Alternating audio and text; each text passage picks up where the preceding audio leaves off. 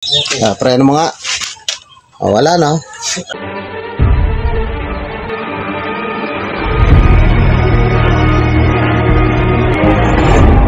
Kumusta kayo mga padreng at welcome back na naman sa ating channel. May dinala rito Honda TMX 155. Ang issue ng motor ni boss na kapag preno sumasabay yung kanyang headlight. Na-try natin. Preno tayo dito. Ayan o. Pero pag naka-headlight naman dito, headlight natin, preno tayo uli. Wala naman siya. O sinasabi ng iba, baka daw grounded. So wag natin sabihin baka grounded. Dapat step by step tumbukin natin yung eksaktong sira niyan. Pag ganyan ang kalimitan sinasabi nila baka grounded. Hindi yan grounded kundi kulang sa ground. So pag promeno tayo, gamit yung ating front brake. Patay muna natin. Ayan, patay. Sumasabay siya. Ibig sabihin may kinalaman yan. Dahil preno yung ginagalaw natin, automatic yan. Ang problema niyan dun sa kanyang taillight, dun sa kanyang stoplight. Tanggalin lang natin to. Yan, tanggalin lang natin. At pagkatanggal niyan, may makikita tayo dito na kulay green. Dapat yan napapasukan po yan ng negative. So ang gawin lang natin, kuha tayong test light, lagay natin yung clip sa positive.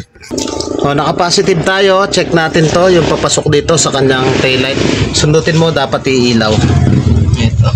Hindi yan, masusundot mo ba dahil? Sige, nasundot mo. So umilaw, ibig sabihin, napapasukan ng ground. Sunod, tanggalin natin yung kanyang taillight dito. Ito, tanggal na pala. Tanggalin mo yung screw.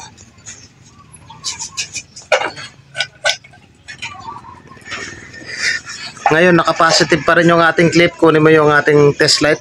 Sundutin mo yung body dito. Sundutin mo, dapat iilaw. Papansin nyo, mahina yung ilaw. Dapat po yan, sundot ka sa ground. Dito sa body.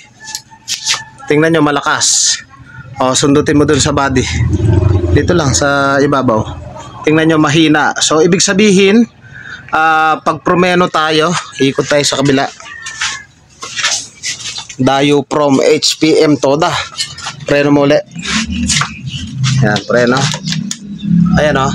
So ibig sabihin, trinace natin doon, mahina yung kanyang ground. Automatic po yan. Ang i-trace natin, yan, sundutin natin. Tingnan nyo, malabo. Ibig sabihin, ayun, nawawala-wala. Pag preno, nawawala. So kinakapos ang ground. At dito sa kanyang terminal, blue, white, tsaka green.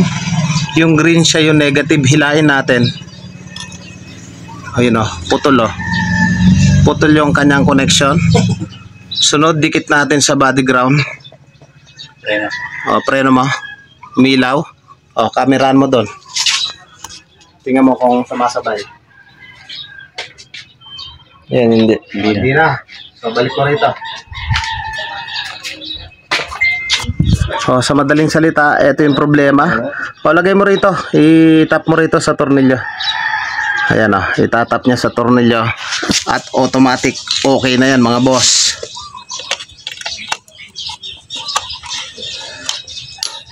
Ayan, itap mo, lupot mo. In case na mangyari sa inyo to, sumasabay, nahulog pa, di pwede sa barako to.